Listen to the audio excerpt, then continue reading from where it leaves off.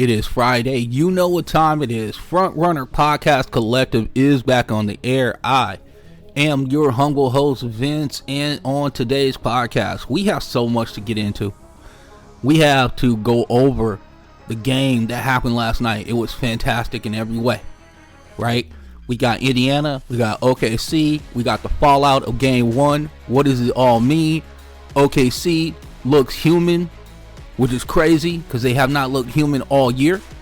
Also, we have some, not behind the scenes, but some in-depth situations on some of the goings on in this particular NBA Finals and what to look for when we talk about game two. But we also are going to talk about the new head coach in Phoenix. We have that information as well. So stick around.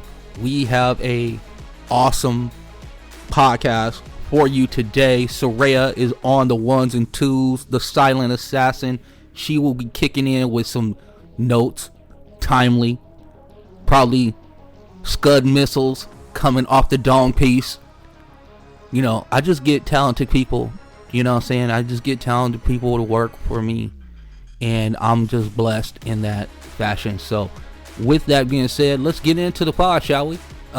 First and foremost, let's set the table honestly.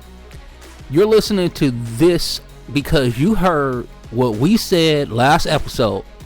Thunder in 5, maybe 6, but we said 5. Our model said 6, and it was because of the fact that we weren't trolling at that time and we weren't lazy. These are what the numbers were telling us. We're looking at an 80-win team with the best net rating in the NBA, and at the time they have shredded the West and was poised and had precision in their game plans. Nothing looked too tough for them. And then game one happened, and I've been replaying the last possession all night. Halliburton floats left, Wallace hesitates, shots clean, 0.3 left, bucket. And suddenly, the most dominant team in the NBA all year is down 1-0 at home.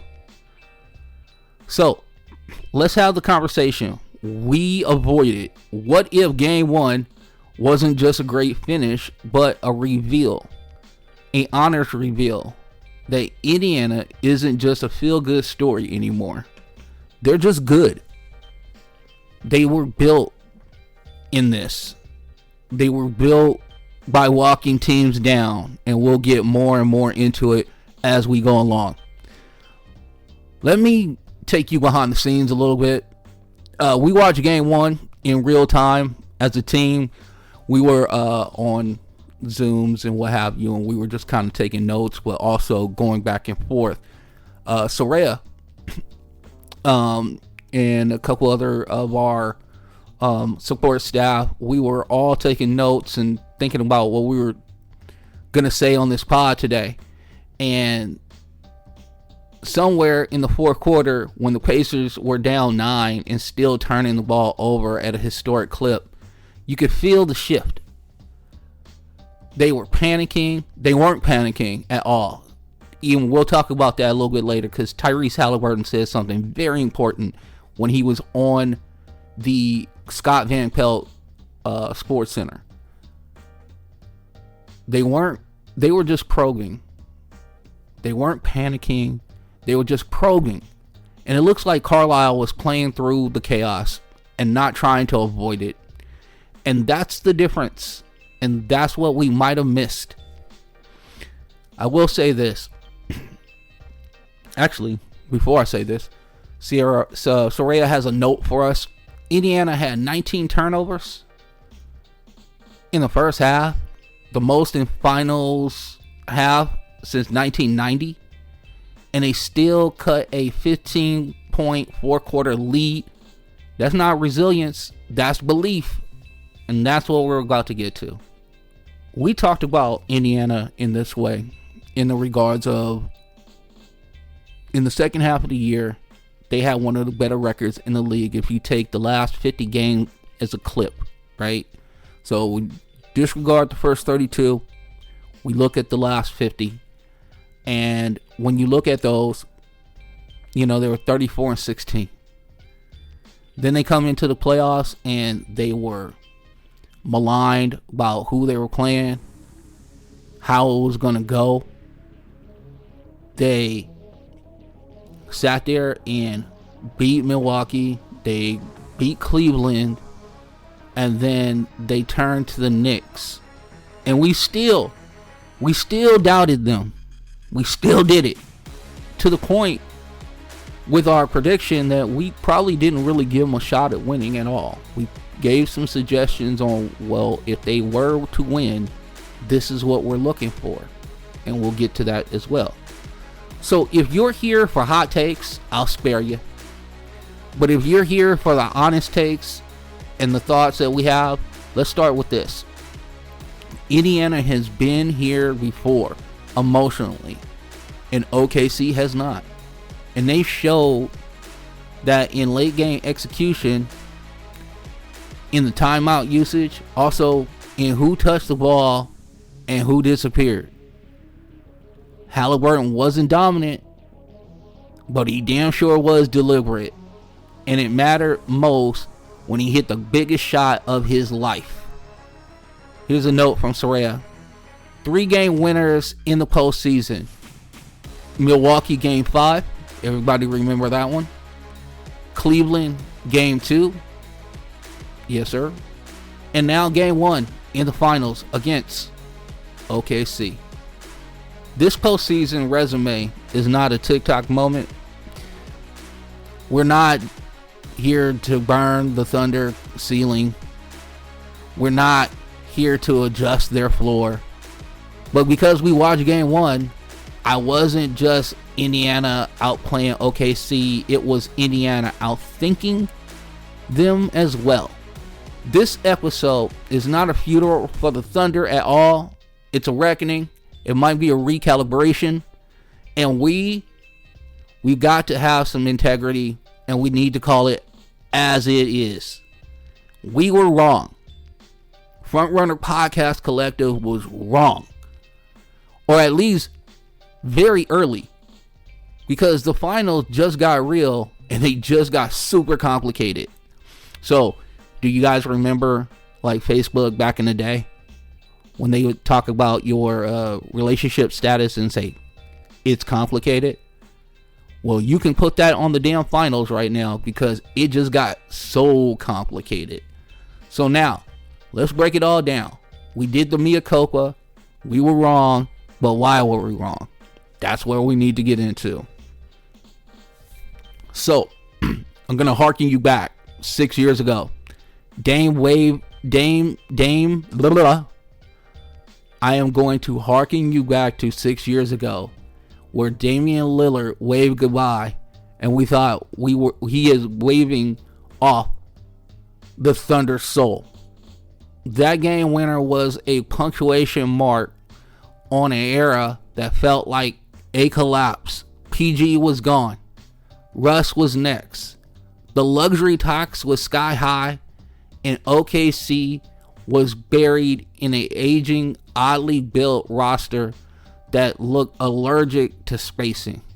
But what if we got that wave wrong? What if Dame wasn't saying goodbye to OKC, but setting up the stage for Sam Presti to do the one thing that makes him dangerous? Start from scratch. Leave it to Sam Presti to do this. Here's a note from Soraya. Since 2019 exit, the Thunder flipped 3 All-Stars and $61 million in tax bills into SGA, Jalen Williams, Chet Holmgren, and our guy Topic, who hasn't even played yet, plus 15 plus picks. This is not a rebuild. That's an artist picking up better paint. Presti didn't run it back. He ran it forward.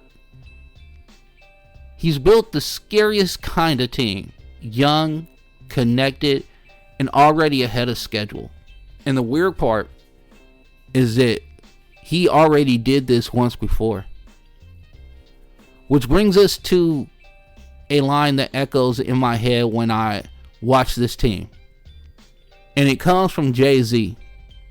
You made Hove, well, I'll make another Hove. You know what I'm saying? Like, Presti did not look at Kevin Durant and Russell Westbrook and James Harden and go, well, I guess we can't win here in OKC. He found another way. He kept probing, kept looking, trying to perfect the blueprint that is what you see now. So Presti basically put this blueprint together.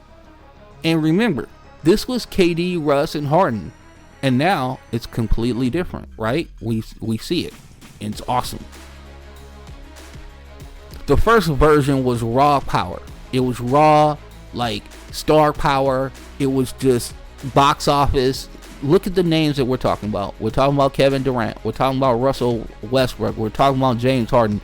All of these guys have been in all NBA teams multiple times. They've all either been a MVP or they've been in the top 3 of MVP voting. These are real dudes in the league that this team just stripped away from their team to create a new team. But it was stitched together. And you knew at some point the salaries would just be too hard for them to keep all together. So Harden, who was 6 manning, Ibaka stretching the floor sometimes. The 2.0 version, the one that we're looking at right now, this ain't vibes. This is a vision and versatility. Presti's learned the Thunder now value function over flair. They hit on Wiggins with the 54th overall pick. Isaiah Joe was a waiver claim. And they double down on guards who defend. That's an organizational memory in action. We're going to take a little look at this roster from like a 30,000 foot view for a second. So you got SGA, who is a zero maintenance star, a la Tim Duncan-esque level of calm when you look at him. Even in defeat last night, SGA did not look impressed by what he was seeing. Okay, he did not look like a guy who was like, hey, I don't know, we might be up against it.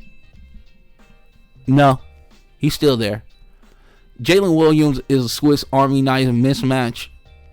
Chet Holmgren, who did not show himself in a very positive light last night. He's still a defensive alien with a floor game. Caruso, Dort, and Wallace. These are the guys I want to keep pounding the table for. These are the grinders.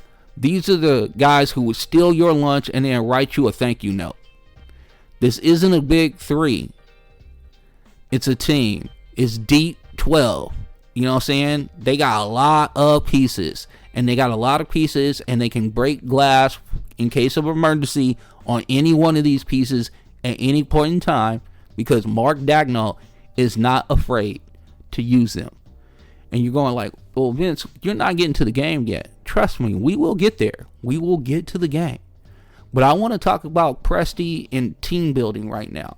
And the reason why I want to bring this up is because we talk about on this podcast all the time about what is the front office doing? Why is the front office successful? What's making this team good for 3-4 years at a time?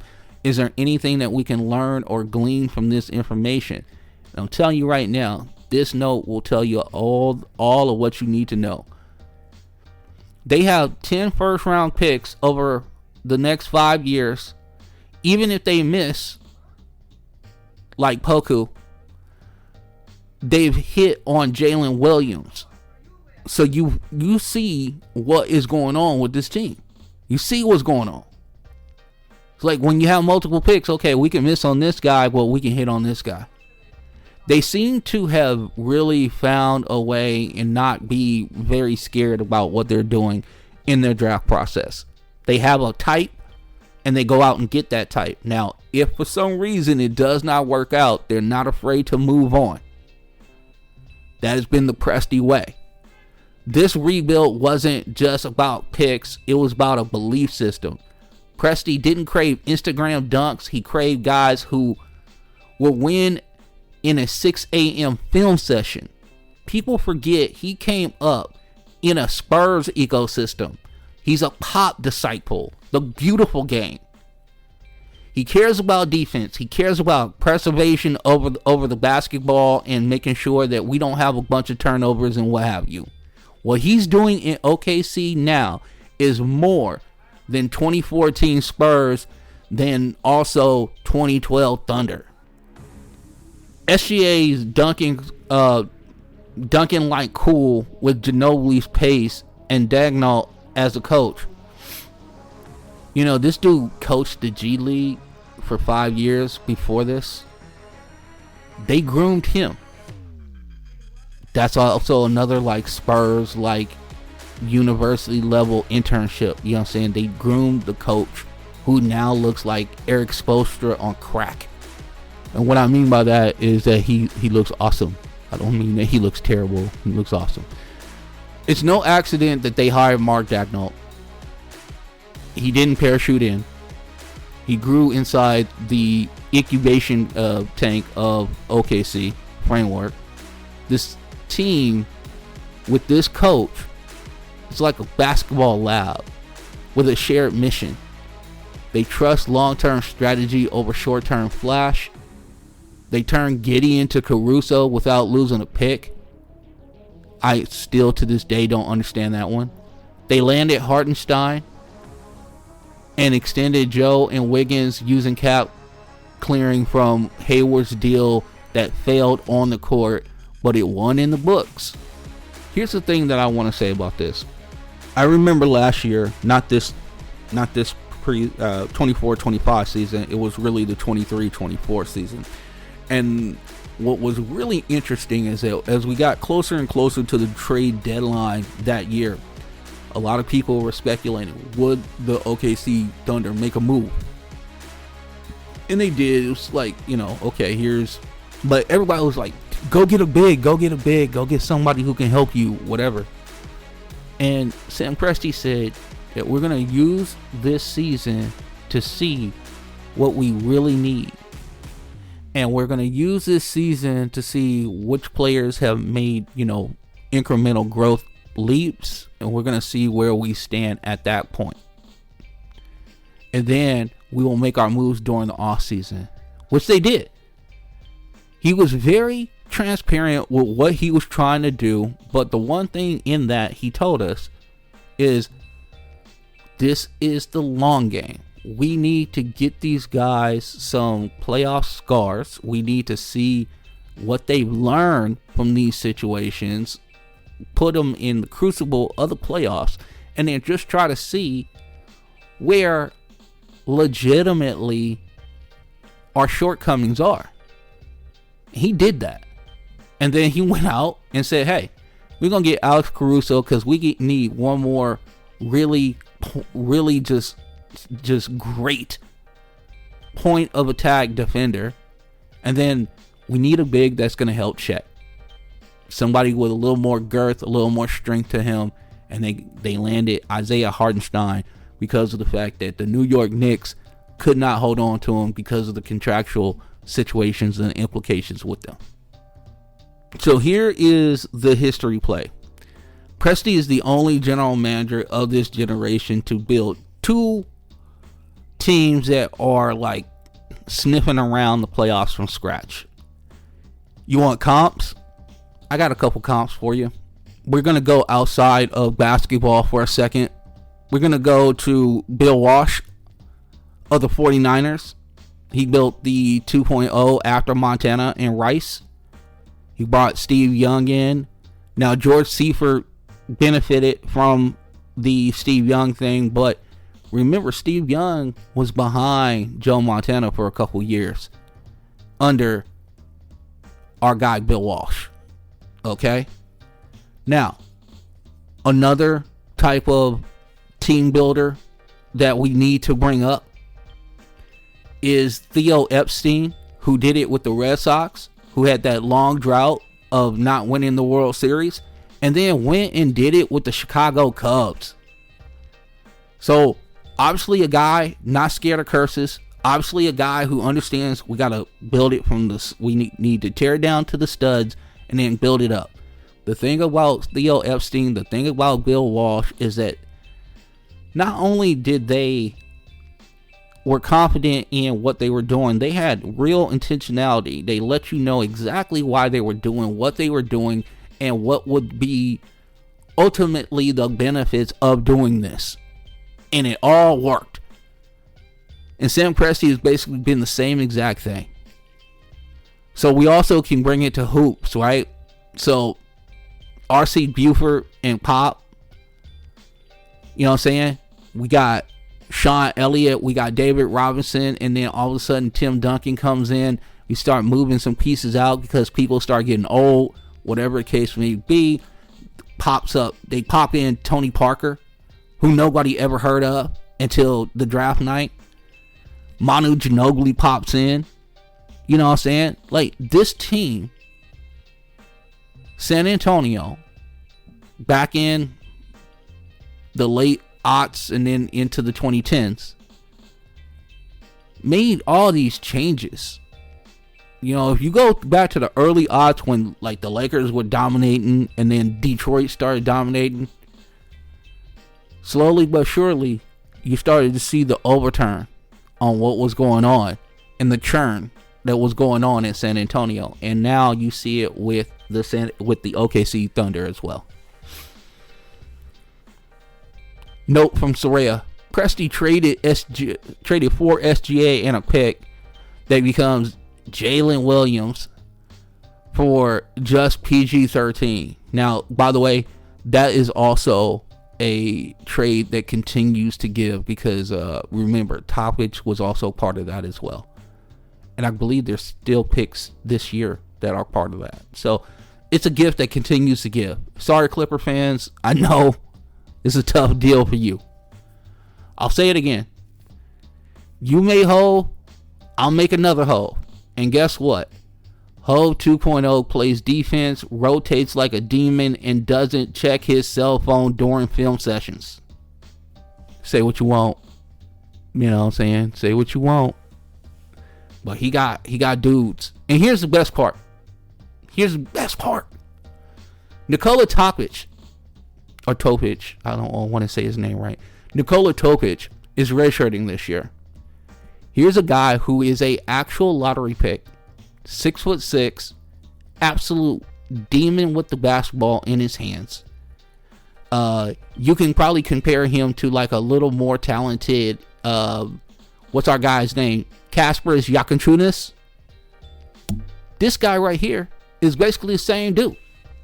If you like combine Kasparas Jakučiūnas and Igor Demon, you would end up with Nikola Topic. And he's just been chilling on the bench because he had a knee injury, what have you. He sits out. It's a red shirt year. And guess what? In 2026, he'll debut. They have 2 first-round picks this year and 3 more in 2026. And they have 14 second-round picks after that. They can miss. They can experiment, or they can package, and they can pounce on whatever it is that they need. I love this line from Soraya. Thank you, Soraya. Presti's system is built like a hedge fund. Diversified, stacked, upside, tolerates losses. It's about survivability and repeatability, not just one run. Great line. Thank you, Soraya. If you look up and realize the OKC Thunder might have been built on patience and not panic, on values and not vibes, and now they might be the most dangerous thing in the league, except for what happened last night. We'll get to that in 1 second. Whether or not they win the finals, the Thunder are built to stay. They're built to haunt you because, by the way, Chet is still developing. J-Dub is still developing. Cason Wallace who we'll get to later, is still developing. It's an embarrassment of riches that we have not seen in some time. But because this time Presti painted his masterpiece with his own brushes, FRPC, we see the system beneath the score. Let's keep watching Architect build his system. There are moments that break the volume of the game.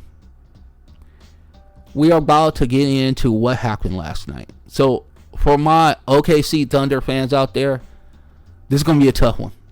Okay, for my Indiana Pacers fans out there, you guys are going to rejoice in this situation because this game was absolutely crazy. So let's get into it. There are some moments that break the volume of the game. Not because of the noise, but because of the silence. OKC had this lead for 47 minutes, 59 seconds, and 59.7 seconds. Okay? Keep that in mind. 47 minutes, 59 seconds, 0.7 as well. The fans were standing pretty much the whole time. They were loud as hell up in there. Confetti was in reach. Balloons were definitely about to come down. And I also want to bring this up because he said it on his show last night. Scott Van Pelt said when Tyrese Halliburton was on the desk with him, he said, I want you to know, because I was, you called me a real one. For full transparency, I had 12 note cards up here, and they were all OKC. I only have one for you guys, because we thought you were not going to win this game. And then Tyrese Halliburton paused, floated left, and dropped a jumper so cold it didn't even move the net with 0.3 on the clock. OKC calls a timeout. They advance the ball to half court. They try to throw a lob, which was broken up by Miles Turner, and that was game. And the Pacers shocked the world again. I bet you our boy Pat McAfee had himself a day and a half today. Shouts out to Pat McAfee. For context, and we've said this over and over again, Oklahoma City's positive 12.8 net rating was the best in the league. But they played in 22 clutch games, the fifth fewest in the NBA. They rarely had to survive. They rarely had to scratch and claw to win games. And I wonder if they didn't build up enough calluses to kind of be able to replicate it in real time when it was happening to them. Because it was happening to them and they didn't even realize it. They didn't even realize it was happening to them. And that's the story underneath the story. The Thunder are built to control, not chase. They destroy teams early. They don't negotiate with terrorists. Basketball terrorists, that is. But game one, that was a negotiation. That was a calculation. It was grit over glamour. Indiana weathered Shea's 38 points. They gave up a 15-point lead. And even though the Pacers turned the ball over 25 times, they still stayed within striking distance. That is not flash. That is clarity and belief in what you're doing. Every cut, every rotation, every help stunt had intention. Indiana, this is a note from Saray. I love this one too. Indiana closed the fourth quarter on a 35-25 run. They shot 60% from three in the final 8 minutes. Turned a jovial time at the Paycom Center into an absolute execution. Lethal injection style. No ego whatsoever. shut the lights out. Bing! And we gotta go. Let's zero in on our guy Tyrese Halliburton, who we love. Shouts out to Tyrese. Shouts out to Iowa State Cyclone alum. He wasn't dominant in this game. He was timely. He was deliberate. He had 14 points and 6 assists, no turnovers, and not a single free throw. He didn't force the game. He shaped it. He stretched space, used ghost screens like a pro, and invaded mismatches without pounding the rock. Then the moment came. He didn't need to take over. He needed to orchestrate his team. He needed to put his team in a good position. He needed to make sure that everybody was touching the ball and feeling like they were a part of and accounted for and acknowledged. He just took the one that gave him the win.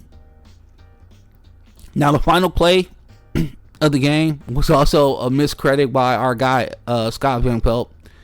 ESPN said that Lou Dort was the defender. It was actually Cason Wallace that was caught on that ghost screen, and it was a half a step too late. The mistake, not surprising, especially when the national lens has underseen Indiana and OKC all year.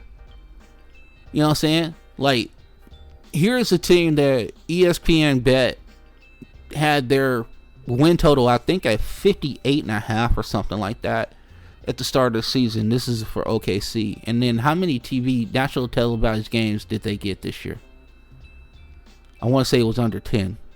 I might be right, might be wrong, but I think it was close to 10. I mean, it's crazy how underrated and how not exposed to the national public these two teams were. This isn't just another finals. It was an instant classic. This was this game where Shea drops 38 points and still got locked up when it counted. The play, it's not just on a highlight reel. Andrew Nembhard got him and meant it. His defense is against these super overcharged guards and wings or whatever. His defense has been one of the unsung heroes of this whole playoff run for the Indiana Pacers. Andrew Nembhard has been an absolute stud and a certified G. Now, here's some context for what we saw as we went into this series. Obviously, the Thunder roared early, but the Pacers never blinked. You know, we talked about 68-14 dominance. The crowd was absolutely amazing. 25 turnovers for Indy. A 15-point lead in the fourth quarter. What is not to like about your situation at that point? This is where we now talk about how young they are. Indiana's mental toughness plus their no flinch in the playoff identity, because this is something they've done the entire playoffs, the entire postseason, is walk teams down.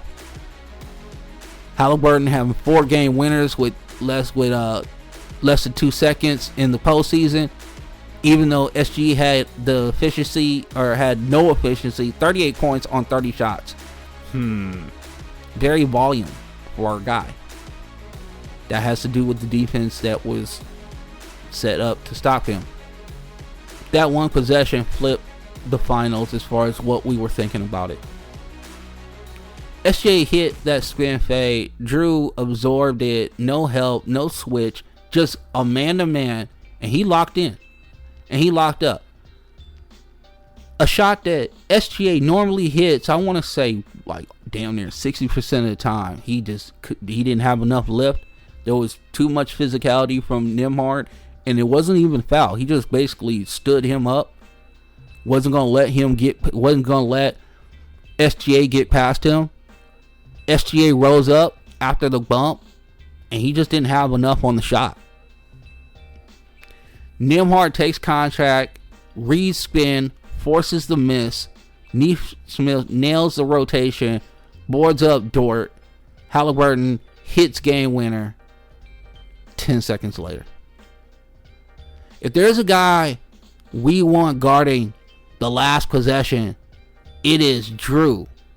And this is by TJ McConnell, who is their spark plug off the bench. We talk a lot on this podcast about OKC's like almost AAU college-like mentality. Another team that basically plays for one another and seems to believe in one another is the Indiana Pacers, and I think they get shortchanged when we are talking about these two teams and talk about their fight, their grit, their way to continue to overcome the odds that have been absolutely stacked against them. Nembhard had 8 of his 14 points in the fourth quarter when we absolutely needed it, because he took over that game, because Halliburton was not getting that ball in the fourth quarter. They were like, somebody else is going to beat us. It will not be you, sir. It will not be you. And Tyrese said, okay, I trust my guys. Do you trust yours? I've been playing like this all season long. Trusting my guys, getting them in positions, giving them the freedom to shoot their shots. Step back 3 on Shea with a minute 59 left. Hit that. Boom. This is Andrew Nembhard. Assisted Turner on a crucial late 3. Boom. There you go. Carlisle trusts him solo since Christmas of 2023 when he put him in the lineup. Remember, this was supposed to be Ben Matherin's deal. When Ben Mathurin got hurt last year, my thought was like, okay, well, what does this mean and how does this mean moving forward? The Pacers obviously had a good idea how it was going to move forward, because Andrew Nembhard was like, I got this, G. I played at Gonzaga. Okay, I played for Mark Few. Now, we don't win championships there, but we get to the damn dance, and we play incredible, precise basketball. And you're going to get that from me. And we're going to play defense, and we're going to line it up and see what happens. Trust and time. How Carlisle bet on Andrew Nembhard before the world saw it. He's not a role player, Andrew Nembhard. He is not. What he is, he's a rhythm breaker. Now, Halliburton's clip will live on the timelines, but Andrew Nembhard's is the reason why it even exists. So when we are going through our Twitter timelines and seeing our guy hit the dagger to end the game, basically, just know that he was not able to get off any real shots up until that point when they got the ball with 10 seconds to go after the rebound, and everybody would scramble. And nobody just locked in on Halliburton. He got the ball and got to bring it up basically free until he got to half court. And he wasn't going to give up the ball then. He was like, no. I let everybody do their thing. But on this one, when it comes to the last one, there can only be one. My wife loves Highlander, and she loves that phrase, so we like to use it. That mislabel by the broadcast was more like a blown ID. It was symbolic, because Indiana has been misidentified all year. They're not a cute team. They're not a fluke. They're not your cousin's favorite league pass squad. They are flatly the most adaptable team in the league. And this game 1 was their thesis statement.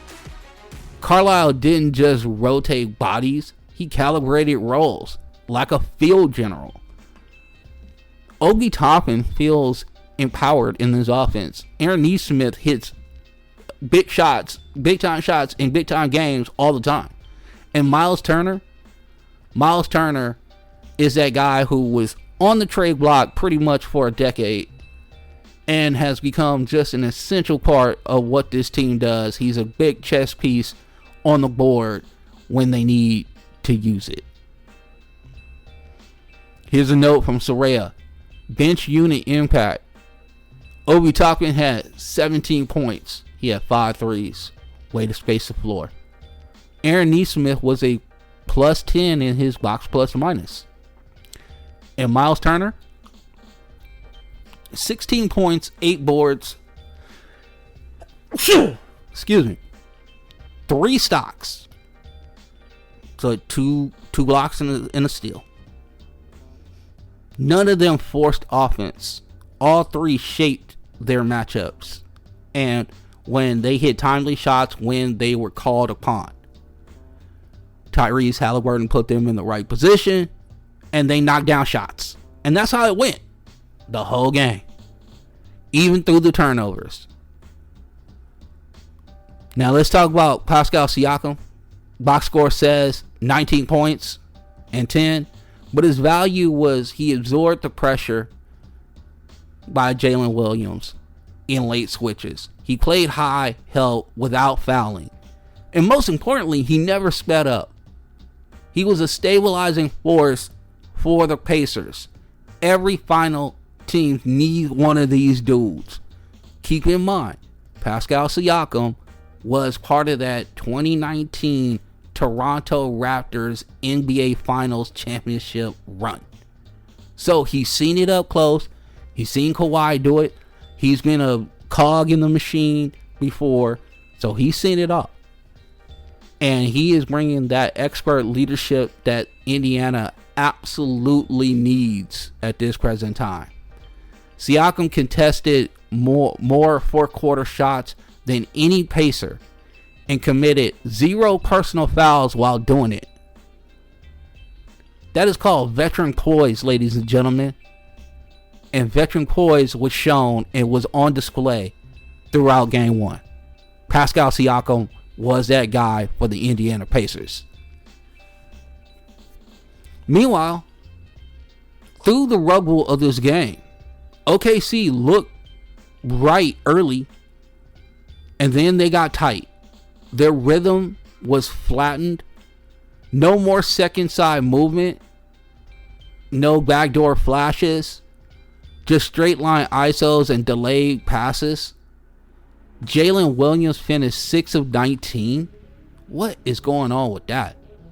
We just gave this dude a bunch of flowers as he helped close that series in the Western Conference Finals. And now we got a 6 of 19 outing in Game 1. Now we can say 2 or 3 things with this. 1, we're not going to overreact. We think that Jalen Williams is still that number 2 dude. We still love Jalen Williams. And we don't think this is indicative of who he is. Number 2, keep in mind, Jalen Williams is how old? 23. 24, maybe now? Okay. So, how much playoff time, how many playoff games has he been in? Oh, last year and this year? Alright, there might still be some more growth. Some more plateaus to reach with this guy, obviously. And now, the other guy who kind of didn't show up in this game is Chet Holmgren. 6 points, no rim pressure. The offense narrowed to a sliver. And Indiana closed in. Now, was he hindered by the physicality of Pascal Siakam and Miles Turner? I don't know. This call that we're going to have to keep on monitoring as we go along in these NBA Finals. But here is a note that I love. OKC's final 5 possessions by Soraya. ISO, foul, miss, contested pull-up, dagger, make by Indiana. That's not flow. That's a free fall. Because when it started to deteriorate, you start to see, okay, we got to get whatever the best shot is. We're going to get the ball in the person we trust. Now, this is where we zoom out on OKC. They had the better season. They had the cleaner metrics. the shinier stars, but Indiana had one skill that outlives all of that. In-game flexibility. They didn't just play well. They adapted better, faster, cleaner. It was why they could survive all the turnovers. This is why they didn't panic after Shea shot barrage, which, again, he scored 38 points in the finals game. And why they looked loose in the most pressurized moments of the year, of their season. They were just like, man, this is another day that ends in Y for us. We do this, dog. This is what we do. We get behind and we stay close enough to walk your ass down. And that's what we're going to do tonight. And just because you're the OKC Thunder does not mean that we are sweating you one bit. Because we don't. Now, Indiana led the NBA in assist to turnover ratio after timeouts this postseason. That translates into just the focus. We gonna execute on just the highest level. So game one gave us more than just daggers. It gave us clarity. We were all on the OKC hype train. And maybe still, this is the team. Maybe this is the team that goes out and wins 4 in a row and none of this is ever spoken again. But Indiana is the team of the moment. And they did what they have been doing all season. They didn't just steal this game. Again, if you look at the last 8 minutes of that game, they walked them down. Like good teams do all the time. They took control of this series by asking better questions. The Thunder got out executed. They got out adapted. And maybe they also got out coached. In the final possession, they also got out identified. I will say this right now. OKC is an incredible team. I do expect them to bounce back. But we aren't here to surface feed. We're here for the system underneath it. And now that system wears gold and navy. So, I ask you this. Who are your finals X factor? Who do you think is going to change the ebbs and flows of this series going forward? Are we going to have more Andrew Nembhard performances? Are we going to have Aaron Nesmith breakout performances? Or will it be somebody from the Thunder? Will it be Cason Wallace? Will it be Chet Holmgren stepping up? Who knows? But I think we have an entertaining series to go off of, which is great. We got to what the game had. Now let's get to some of the stats that we kind of need to get to, and some of the things, break down some of the crux of this game. Let's just call it what it was. Game one was supposed to be the Thunder's pace, their game, their script. But in the fourth quarter, it turned into something else. It turned into a horror movie. They scored 25 points in the final frame, and none of it looked familiar. No flow at all. Their rhythm seemed to be absolutely destroyed.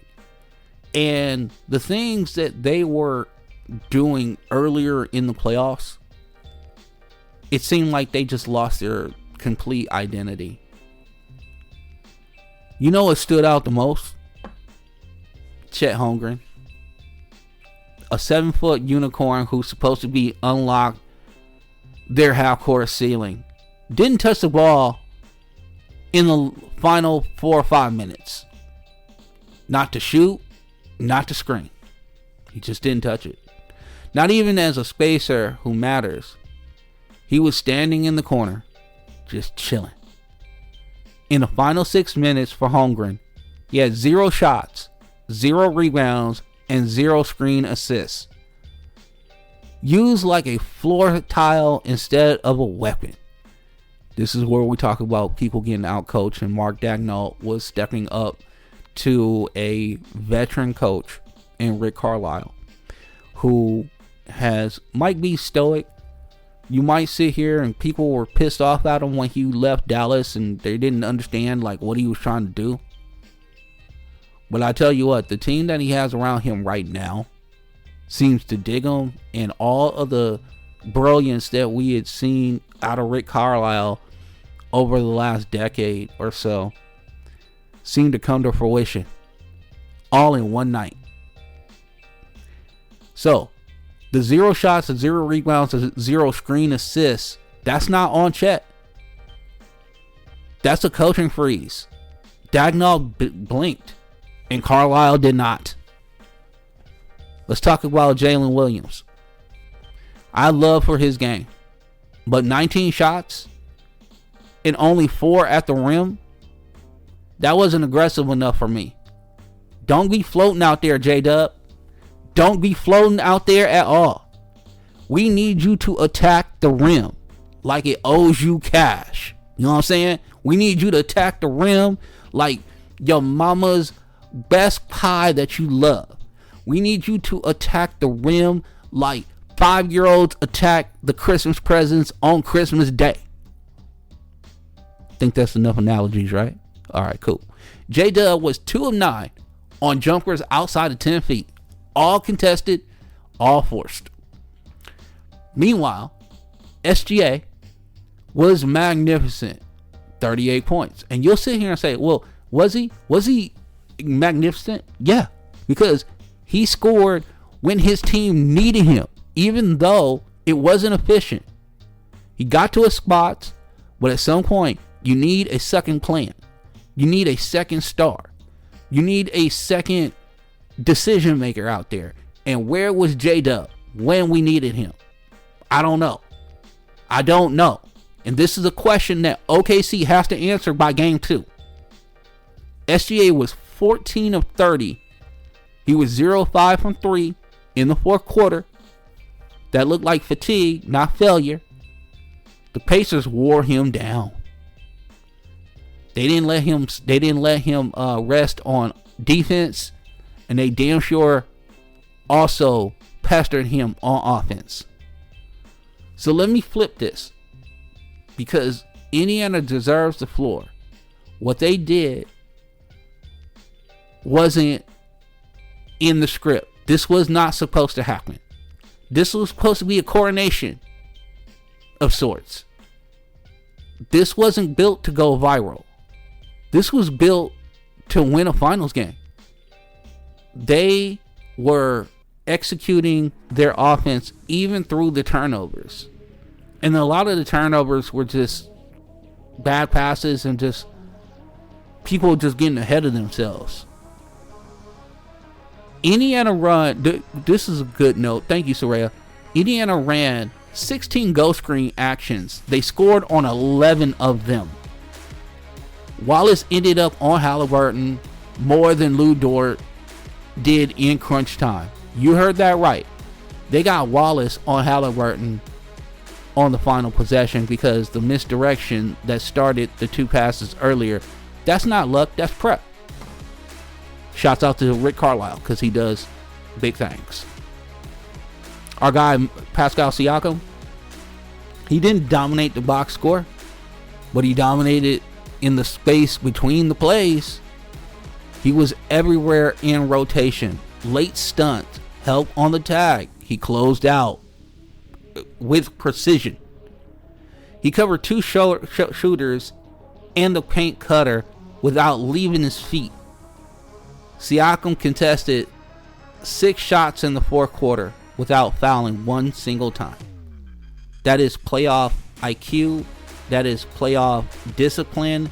That is maturation of the moment. Here's a sneaky MVP of the game, Obi Toppin. He was a complete X factor. He had 5 threes, 5 of them. Hold on, there it is. 5-0, 5, got 5 on it. Yeah, for sure. So But more than that, he pulled Chet out. And this is where we lost some of Chet's brilliance. He pulled him out of the paint and forced OKC to defend in space, not bodies. Another stat from Soraya. 6 flare screens initiated off Ogie's side. Indiana scored on 5 of those. He bent the geometry of the defense. And don't overlook the back half of Indiana's playmaking. Andrew Nembhard, as we would say, he might have made the biggest defensive play of the night when he pressured SGA into a late miss before Halliburton's dagger. Now, also, there was a time where, who was it? It was Nembhard. He went straight up. I think it was on Lou Dort, if I'm not mistaken. So Lou Dort goes up for a shot, and he vertical goes up straight. And as Lou Dort is about to shoot the ball, he's coming down from his jump position. As he comes down, he's starting to shoot the ball, and Nembhard blocks the shot on the way down. Just incredible stuff. Incredible stuff by Andrew Nembhard. Nembhard's 3 with 1:59 left made it a 1 possession game. Then he locked SG up for 2 plays, 2 ends, 1 tone center. Carlisle didn't make adjustments. He owned the tempo. The Thunder didn't just miss shots. They were confused, and they looked like a young team. And they looked like a young team that went, okay, this team is not blown out. They're still here. What do we do now? And they were looking for answers. And they could not find them. Not at all. They could not find these answers at all. I was shocked by what I saw. I was really shocked by what I saw with this team. Because if you would have told me that a team that committed 25 turnovers, most in the finals since 1999, and still won, I mean, that's the whole OKC game. How many points did they get off those turnovers? You know what I'm saying? Obviously not many. Because they were scoring bucket loads of points off turnovers in the Western Conference Finals and also in the previous series. They did not do that last night. So where does this leave us? What changes do we make for game 2? Let's start with OKC, and let's be real. They don't need to have any kind of reinvention. They just need to recalibrate and really just redo the last 8 minutes of the fourth quarter. Because everything else went right. 1, use Chet as a playmaker, not a prop. Drag him into DHO actions. Make Turner defend him like 25 feet away from the rim and see what happens.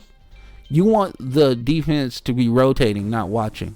You don't want them to be able to load up on SGA the whole time. You do not want that.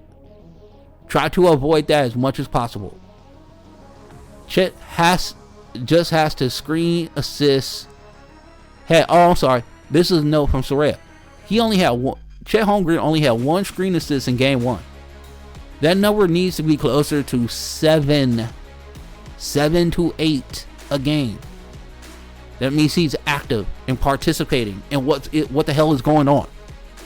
2, let Shea play off the ball for stretches. Okay, you got Case and Wallace, you have J-Dub, you got others who can bring the ball up. We do not need Shea on the ball the whole entire time. Run Shea off double screens and let him attack into an already moving defense. That sounds like cash money right there. That's better look than the late looks he was getting in ISOs last night. Number 3, matchups. Lou Dort needs to be on Halliburton more. Like our guy Kobe said in his commercial when he's talking about his haters. He goes, more hate. More Dort on Halliburton. More Dort on Halliburton, please. Now, Cason Wallace is a good defender. He's also very, very young. So, we don't need to be seeing Halliburton giving this dude the blues in late game situations. Try to have Dort go over the screen, get through the screen, what he can do, because he needs to be specifically on Halliburton. I don't think you can put Cason Wallace back on our guy. I'm not saying that down the road he wouldn't be able to guard Halliburton. I just think for what he is right now, maybe we stay away from that. SGA held Halliburton to 0.81 point per possessions. That's defensive win. Let's start there. Now, Indiana. What does Indiana need to do to continue to build on this momentum? I'll tell you what they need to do. Don't be greedy. Get cleaner. Early sets for Halliburton would be great. Get him movement looks in the first 5 minutes. Don't wait till the fourth quarter to let him cook. Mathurin, 2, also needs to be in motion. He needs to cut, slip, fake pin downs. Don't ask him to ISO. Not against this team. Ask him to move the help. 3, DHO coverage. If OKC shifts to Chet, Jalen, DHO sets, show and recover, disrupt their timing. Do not overcommit. A note from our intrepid producer. Indiana allowed 0.84 points per possession on DHO since the All-Star break. They've got a formula. Here's what game 2 becomes. It's not who's better this game. It's who adjusts faster. It's not who scores more of the game. It's who thinks the game deeper. OKC still is that team. But Indiana, they got a bunch of moxie. And they got a pocket full of I don't give a damn. And guess what? That might be the most dangerous combination going into this game too. Is that we already got game 1 in our back pocket. Can we be greedy and go for more? Because they got answers, and let's see who has the better next move. By the way, Indiana needs to cut down on the turnovers. If Indiana cuts down on turnovers, this is going to be really scary times for OKC. Now again, we talked about this earlier, but time for a little humility. We said the Thunder would win this series in 5, maybe 6, because that's what our model said. But if Halliburton has caught a heater, and I stand by that version of the Thunder, the one that beat the brakes off the West all season, but game 1 made it very, very clear. We didn't give Indiana enough credit, damn it. We were the ones watching for the Thunder to show us how good they really are. And what did we miss? I asked this question to Soraya last night as the game ended. I said, what did we miss? Is this one game? Or because the way it felt to me, and I think actually Soraya agreed with me on this. I wish she wasn't so timid to get on mic. But the way it felt to me is that we were seeing something completely different than what we thought we were going to see. I thought I did my homework. We were watching for the Thunder to do their thing, and Indiana already had figured out who they were. It wasn't a puncher's chance. It was poised. It was their process. It was the team that didn't panic, went down 18 in the third quarter. Thunder's best net rating all year. Worst final 6 minutes in 2 months. Pacers plus 14 in the last 5 minutes. That's not luck. That's legs. And that is being comfortable in the chaos. Pacers now have 3 game-winning shots this postseason. Again, Bucks game 5, Cavaliers game 2, and then this game 1 in the finals. Again, They live in this mode. They know how to play in this mode. They're familiar and comfortable. And that's scary. Because, again, Oklahoma City, we can call them the team of destiny. We can call them just, hey, they just kicked the West butt the whole year. But they didn't have a ton of these games. And not having a ton of these games might be the difference between a 5-game series and a 7-game war that we might be headed for. Let's talk about the guy who ended the debate, Tyrese Halliburton. He hit the shot with 0.3 seconds left, and just like that, he leveled up. This wasn't just a fun upstart moment. This was a definitive lead actor moment. This isn't just the league past darling Halliburton anymore. This is him headlining and being the heel that he so richly devours. He loves this. He loves shutting up the Paycom Center. And the NBA's finals coverage at the end, deservedly so, was all about Halliburton. Media trend scan after game 1, ESPN ran 5 Halliburton highlight packages in 24 hours. SBV quote, elite in problem solving. You know, elite in problem solving. That used to be OKC's headline. Your feed, your uncle's group chat, they're all in on Indiana now. I bet you Pat McAfee is getting a bunch of sorries. I'm sorry, dog. We were unfamiliar with your game. This is how the narrative power flips in the finals. One shot, one screen assist, one free frame of Wallace on the wrong man, and suddenly Carlisle is a chess master.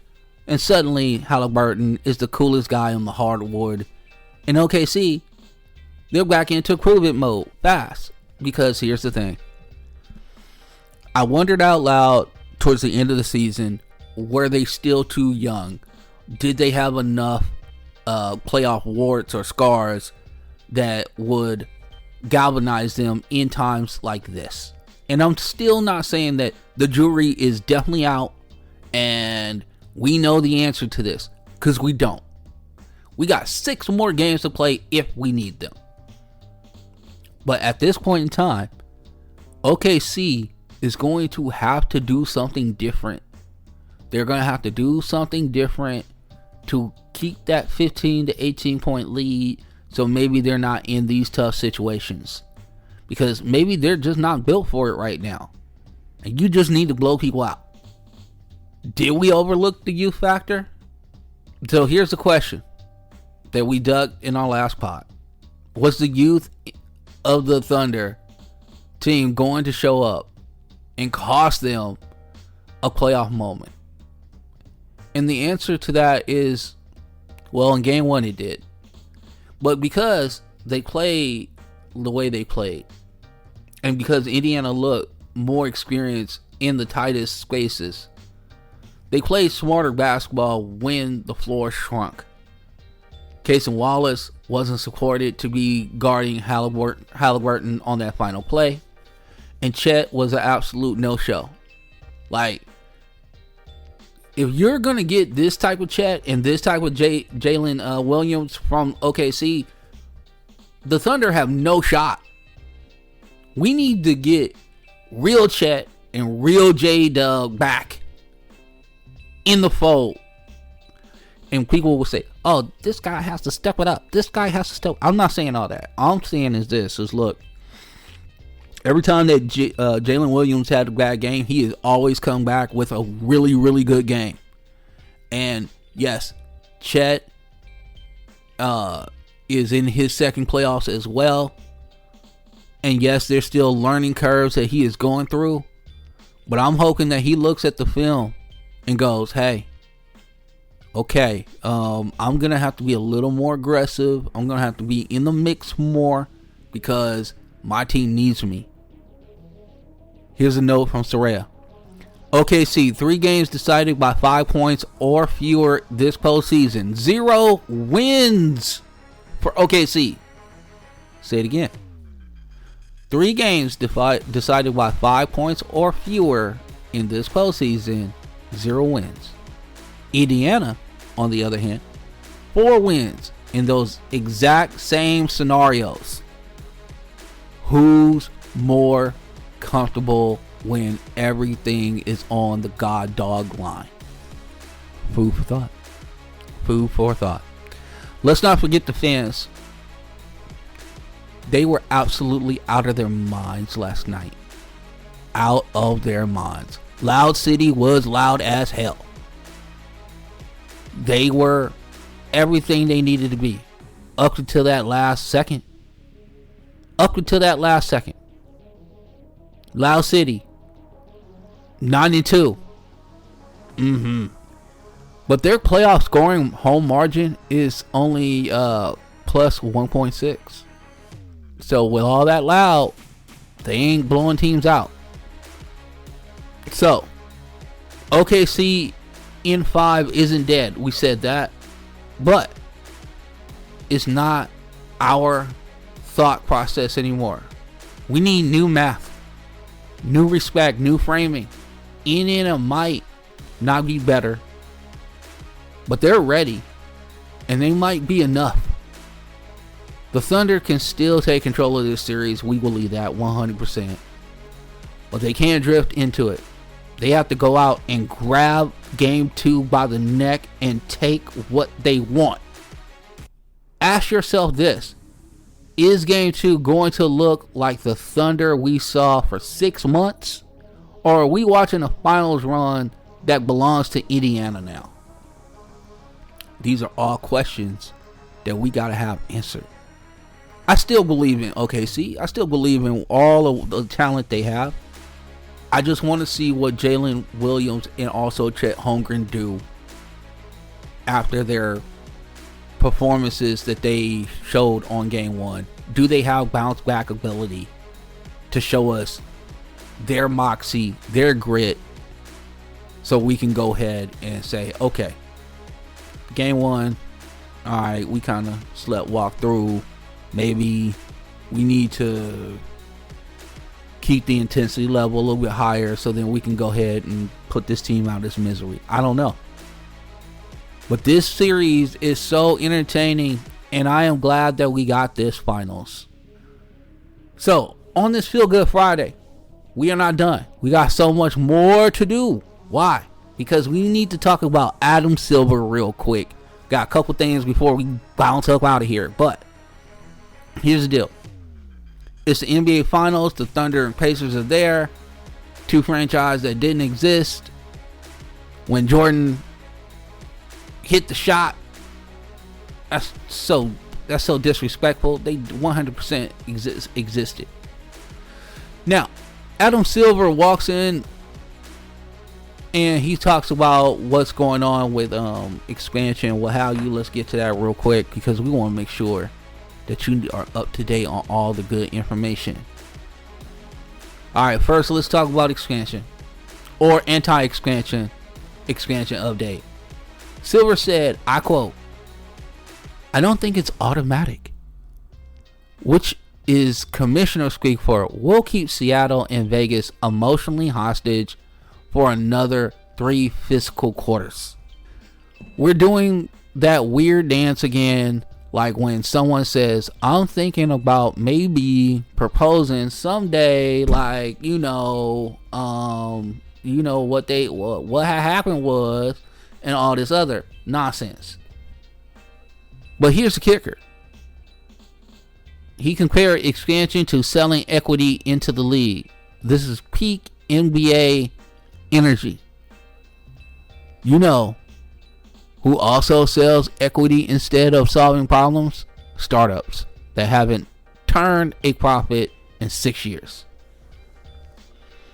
This is a deliberate stall tactic by the league that doesn't want to split the $76 billion pie for their new TV deal just yet. Expansion is leverage, not priority. And those are the kind of the statements that Adam Silver gave. And now we're just saying expanding into Europe is a better idea? No. That is not going to happen. He did talk about changes that are forthcoming, though. And I think everybody in the world wanted these changes, right? Everybody in the world wanted more all-star game changes. That's what we came for, right? We didn't come to Adam Silver and go, hey, can you give us a real, legitimate update on actual expansion? We came here for the all-star game smudge fest, the little tweaks that we're going to do. So, the all-star game. Silver says it's going to be full international mystery. Format, it could be USA versus the world. It could be Mars versus Jupiter. Nobody knows at this point in time. But he did say one thing that's certain. It's going to be on NBC. That's kind of crazy. Also, Silver says that it won't be just USA versus the world. So I'm guessing we're getting some sort of I don't know what we're doing. Do we have enough? Do we have enough international players to make this work? Might be the question. The dudes could just play harder. Could do that. Or not have them do 36 parties in 3 nights, so then they're dog tired for Sunday. Could do that as well. I don't know. Now let's talk about the Thunders and Pacers, and let's talk about the small market theories and what have you and all this other stuff. The Hoop Twitter dream, but ABC's advertising nightmare finals, and I love it. Silver was like, market size is irrelevant, which is exactly what someone would say when they're trying to sell Indiana and OKC in China. But here's the thing. 7 championships in 7 years is great parity for the league, but terrible for the casual fandom. The league will spin this system working, but the stars still drive the revenue. Here's the point. If you would have put Shai Gilgeous-Alexander on TV, and you would have put Tyrese Halliburton on TV more, nobody would have these type of thought processes, because we would have saw the electrifying ways that the Thunder beat the hell out of people all year. We would have saw Tyrese Halliburton doing magical things in the second half of the season, and just the historic run that the Pacers went on going into the playoffs. But we didn't get that. You know why? Because we needed to see as much Lakers, as much Golden State Warriors, as much Milwaukee Bucks as we can possibly get. And don't forget Injurygate. Silver says injuries are actually down. That's a freaking stat during presser. Meanwhile, Steph, Tatum, and half the Nuggets were hobbling like they were shot on the Oregon Trail. Silver's downplaying the low management concerns ahead of TV deal that's going to roll out, framing the problem is perception rather than a structural issue. Watch for new injury data packaging. It's forthcoming, trust me. Then he goes into full Petty King on ratings. Like, fans ask him in the streets, how are the ratings? He's mad about it. Welcome to Sports Sicko Nation, commish. We track Nielsen numbers like they track Game 7 box scores. That's who we are. To sum it up, I guess we are still in a pause on expansion. The All-Star Game is TBD, and whatever awkward format they want to put together. And ratings are fine unless you ask Adam Silver about them, and then he's going to be a curmudgeon. I don't know. This is the NBA we live in, folks, where games are incredible, but the messaging is cooked in a lab run by SEO consultants. This is where you guys get involved.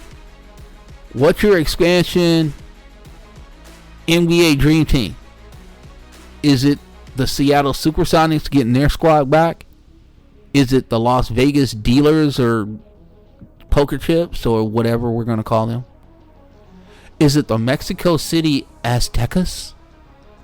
Or is it the St. Louis Spirit? Who gets a team? When will it happen? Is it something that's going to be announced at Summer League? Like he just throws us off the trail and then Summer League he's going to announce it? I don't know. But I will say this. That game one was everything that it needed to be. And I understand that it might not be the New York Knicks versus the Golden State Warriors or the Los Angeles Lakers versus the Philadelphia 76ers or the Boston Celtics. But that game was super entertaining, and it had a bunch of drama in it. It had everything you needed. So there you go. Now, before we get out of here, we got one more thing to get to. And guess what? The Phoenix Suns have a new coach. Jordan Ott just got the head job in Phoenix. Yeah, Jordan Ott. Do you know that name? Okay, don't worry. We're going to help you out. Don't worry. He was the Cavs assistant. Fresh off riding shotgun on a team that got punked in the second round. Now he's coaching right now, currently, until traded. Kevin Durant, Devin Booker, and whatever's left of media day rolls around. And the Suns front office, they're telling us, dead serious, they're competing next year. Somebody get me the G.I. Joe files, because we're clearly executing a Cobra level plan here. That's definitely not going to work. And Matt Ishbia, he got the Michigan State ties, which I guess makes him royalty in the Ishbia kingdom. But you couldn't get Izzo himself to come to the NBA, so you grabbed the next best thing, his film guy. So let's talk about it. Who is Jordan Ott? Well, here's the thing. Phoenix just hired him. He's their new coach. That makes 4 coaches in 4 years. This isn't a coaching search. This is speed dating. And it's like bad. It's like, did you guys watch that movie Hitch, where they had the speed dating scene in there? This is Matt Ishbia on coaches, straight up. And look, Ott's got receipts. He's done this time assistant stints with the Nets, Lakers, and this past season with the Cavaliers. But what really got him this job is his Michigan State lineage. Matt Ishbia is a Michigan State alum. Brian Gregory, also Michigan State guy. Ott, former GA under Izzo. It's not coincidence. This is a cultural trust more than X and O's. This is the Spartan Triangle offense. This ain't basketball. It's branding. The Phoenix Suns might be wearing hunter green and white next year. I don't know. Maybe that might be like the alt colors. Identity. This is an identity factory using loyalty points from East Lansing. And look, I'm not mad about the hustle, but let's not sit here and act like this wasn't some hire that was like got all the buzz. No, this dude said, okay, you're a Michigan State guy, I'm a Michigan State guy. I love Michigan State, you love Michigan State, but we need you to love the Phoenix Suns too. It is what it is. It's like giving your cousin the aux cord to the wedding because he used to be a DJ. You hope it works, but it's all vibes until someone drops a classic. Ott's calling card is his communication in defense. That's great because the defense doesn't fix a roster that's this messy. Remember, we still got Bradley Beal on a no trade clause. He's still with the team, still making a bunch of money. Love it. But the defense will need to be fixed. Now, he's a grinder. He's going to love tape. He's going to eat tape. He's going to have analytics. He's going to have synergy, thoughts. He's going to have a lot of stuff going on. But what's his roster going to look like? He's respected around the league. Like we just said, he's a grinder, what have you. Supposedly has a ton of people skills. But he doesn't have any head coaching experience. So this is a super gamble. And again, I ask the question, what is this team going to look like? And let's address the real heat. The Suns are saying they want to try to compete in a stacked Western Conference, right? With what roster? Booker is still there. KD, we think, is getting traded. Bill, it has a no trade clause, and he might be out for 40 games this year. Who knows? This isn't exactly a knockoff Avengers lineup of all big names and no synergy. They finished 11th last season. They missed the plan. They fired Mike Budenholzer before he could hold exit interviews.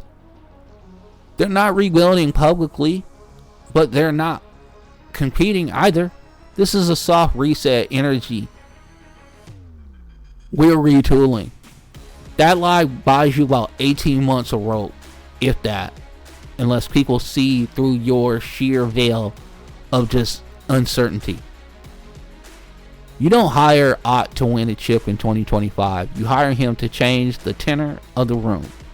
To reboot the efforts, toughness, and a team that looked allergic to ball movement last year. So Ott's coaching equivalent of unplugging the router, yes, unplug it. Count to 10. Reinstall for the culture. And let's not ignore the math. The roster ain't cheap. Bill's making a ton of money. KD, who is still currently on the roster, is making a ton of money. Devin Booker is making a ton of money. They have no cap flexibility whatsoever. Very, very, very slim tradable assets. So I still try to figure out, how do you reboot and how do you try to win when you have to get rid of players, or you have to pawn players off, get players back in that either somebody wants or somebody doesn't want. I just don't understand what the vision is in Phoenix. So if you're a Phoenix Suns fan, hit me up on Twitter, okay, at FrontRunnerPC. If you don't want to hit me up, you want to hit the producer up, that's fine too, at Rhea_Funch FRPC. We are also on Blue Sky. I keep my whole situation the same, at frontrunnerpc.bsky.social. My producer is different and fancy, so it's frpc-rhea.bsky.social. Okay. Oh, this is a note from Soraya. Ishbia has one card left. Hope the culture changes, then pivot around Book if he demands a new path. Ott is there to calm the waters. What do you think Phoenix is really doing?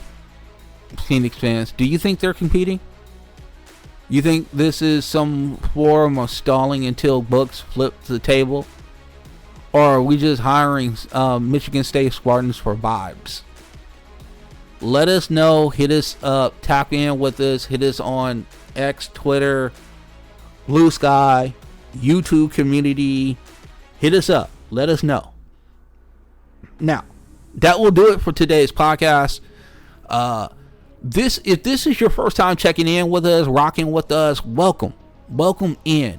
You just tapped in to a space that is built for you and with you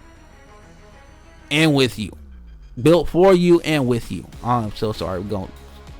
So that does it for the podcast today. I want to thank Soraya and her job. But if this is the first time you're rocking with us, welcome in. You just tapped into a space that's built for you and built with you. Stick around, because we're growing. We're about growing here, and we're about being real here.